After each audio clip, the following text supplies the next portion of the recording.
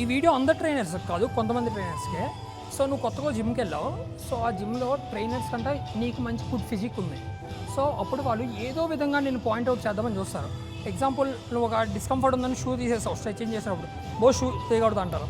లేదు నువ్వు బాడీ బాగా పంప్ చేసిన తర్వాత ఒకసారి చెక్ చేసుకుందాం, మిర్రర్ ముందు చూసుకుందాం అనుకుంటావు, సో టీషర్ట్ తీయకూడదు అంటారు.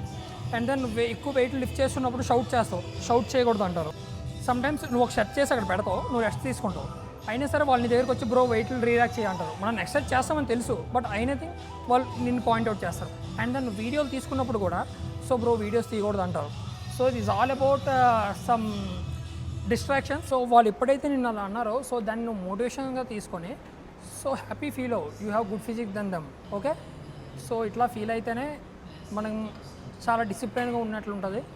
సో ఎప్పుడైనా స్మైల్ ఇచ్చి వెళ్ళిపోండి. అండ్ దెన్ ఈరోజు వాళ్ళు అంటారు, ఒక 2 days తర్వాత వాళ్ళే పరిచయం అవుతారు, ఫ్రెండ్స్ అయిపోతారు. నువ్వు తర్వాత ఏం చేసుకున్నా వాళ్ళు ఏం పట్టించుకోరు.